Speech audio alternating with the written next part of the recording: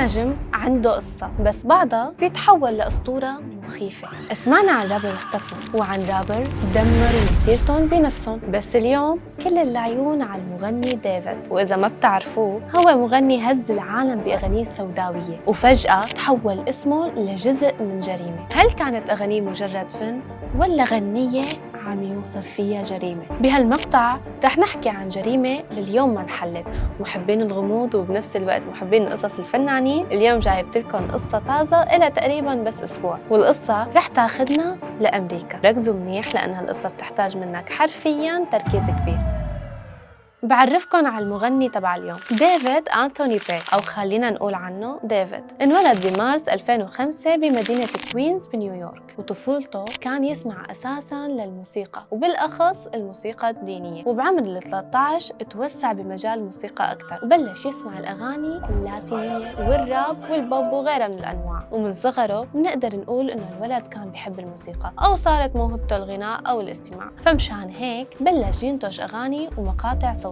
وأمه طبعاً كانت بتشجعه على هالشي، واقترحت عليه يبدأ يغني ويعمل أغاني خاصة فيه وما يسرق أغاني حدا. كانت أمه دائماً تشجعه يعمل شي خاص فيه. ديفيد ما كان بيعاني من أي مشاكل بصحته وهو صغير، وأمه وأبوه كانوا بيشجعوه دائماً إنه يصير فنان، بالعكس عن قصص الرابر والمغنيين يلي بيكون عندهم حياة سيئة بالعائلة. ديفيد كان العكس تماماً، حياته سعيدة. وأول ما أصدر أغنية على الساوند كلاود أغنية باسم You and I، وكمان Take Me to the Sun. أما الانتشار الأكبر فكان بأغنية رومانتيك هوميسايد، وكمان Here with Me. طبعاً كلهم نزلهم بسنة 2022، والأغنيتين هدول انتشروا بجنون على التيك توك وضربوا معه، وصار عنده جمهور وناس بتحبه. وحتى فنانين كتير ابتدوا يتعاونوا معه ويدعموه، لأن الولد فعلياً عنده أسلوب خاص فيه، أسلوب الحزن بالأغاني. يعني أغانيه تقريباً كلها حزن وقلب مكسور وانفصال عن حبيبته، يعني شي رومانسي بحت. فصار مشهور بهالأسلوب، أسلوب الغناء القاتل للقلوب، لدرجة إنه صار عنده شهرياً 33 مليون مستمع على سبوتيفاي، وهذا عدد كبير كتير، ومو بس على منصة واحدة، على اليوتيوب وتيك توك. وعم نحكي عن فوق 100 مليون مشاهدة وفوق 100 مليون مستمع. هذا غير النجاحات الثانية، أغاني داخلة على الترند وتوقيع مع شركات كبيرة وحفلات بكل أنحاء أوروبا، كلهم مع فنانين كبار. تخيلوا كل هاد وهو بس بمواليد 2005. الولد بعمر صغير محقق إنجاز كبير، يعني مثل الشامي عنا هون. بس لليوم ما حدا بيعرف ليش بيغني حزين وليش نص أغانيه عن الحزن والاكتئاب، رغم إنه شخصيته ما بتقول هيك. لما تقابله أو تشوف البودكاست تبعه ما بتحسه كئيب ولا عنده مشكلة، وهذا الشيء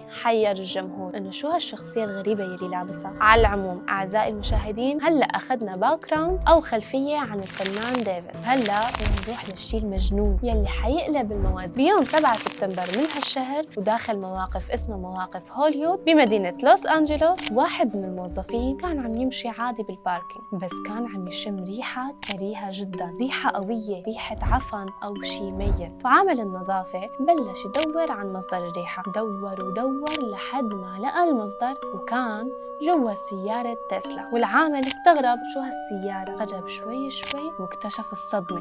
جوا السيارة في جثة، والجثة كانت بنت. وفوراً عامل النظافة بلغ الشرطة، والشرطة وصلت وفتحوا السيارة، وفعلاً طلعت جثة وحدة بنت، ودخلوا رقم اللوحة مشان يتأكدوا من صاحبها. وهون كانت الصدمة، أي نعم السيارة باسم ديفيد، والسيارة مسجلة باسمه، وكانت صافة بالباركينج مدة طويلة، وواضح إنه هو يلي إجا صفى ومشي. وجثة كانت لبنت بشرتها سمراء وشعرها كيرلي، طولها 157 وعمرها بالعشرينات. السلطات ما واجهت أي صعوبة بالقبض على ديفيد، بالعكس كان متعاون معهم كتير. بس بعد ما قبضوا عليه حبوا يسألوا أنت عملت الجريمة ولا لا، واحكي الحقيقة. ديفيد رد وقال أنا ما عملت شيء، وأصلاً ما بعرف وين سيارتي. الشرطة ردوا طيب إذا أنت ما بتعرف وين سيارتك، ليش ما بلغت؟ ليش ما قلت للسلطات إنه واحدة من سياراتك مسروقة أو مختفية؟ فديفيد ما لقى مهرب من هالسؤال، وقال لهم أنا بس ما بلغت، وكان عم يقول إنه مو هو يلي كان عم يسوق، وما كان بيعرف أصلاً إنه سيارته مسروقة من بيته. ولهي اللحظة يا أخواتي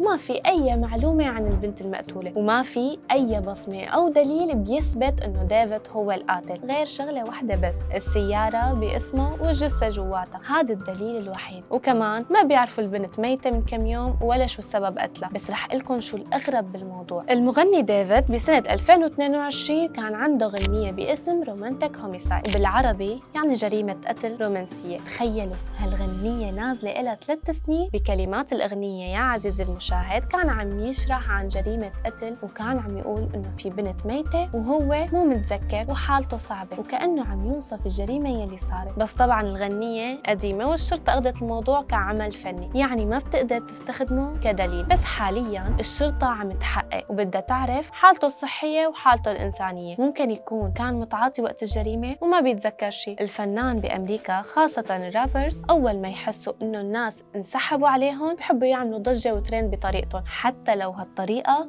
رح توديهم على السجن. ديفيد حاليا يا جماعة ما في أي معلومة مسربة عنه، وهو تحت التحقيق، وبيقولوا إنه بنفس اليوم كمان لقوا جثة لشخص تاني بسيارة تانية، فما بيعرفوا بالضبط شو اللي عم بيصير. وهل ممكن يكون هو اللي مخطط لهالشي؟ يعني ممكن يكون هو يلي عامل كل هذا مشان يبعد الشبهة عن حاله وذابح أكثر من شخص وحاططهم بسيارات مختلفة. لأن الموضوع يا جماعة مخيف ومريب جدا. إذا سيارتك مسروقة 100% لازم تروح وتبلغ الشرطة، بس تخيل معي سيارتك مسروقة وانت ما بلغت، وفوق كل هاد جواها جثة. أنا متأكدة 100% إنه هو رح يكون ورا الموضوع، لأنه للأسف أغلب المغنيين بيتعاطوا أشياء غريبة وعجيبة، ولما بيتعاطوا بيعملوا شغلات مجنونة، وبعد ما يصحوا من الغيبوبة بيكتشفوا إنهم ما كانوا متذكرين شو عملوا. فالموضوع واضح وضوح الشمس، أو ممكن يطلع بكفالة إذا دفع مصاري كتير. على العموم قولوا لي أنتوا شو رأيكم، لأنه لحد اليوم القضية هي ما إلها حل. كانت معكم جودي. إذا عجبكم الفيديو لا تنسوا تحطوا لايك وتشتركوا بالقناة وتتركوا لي تعليق جديد. يلا باي باي.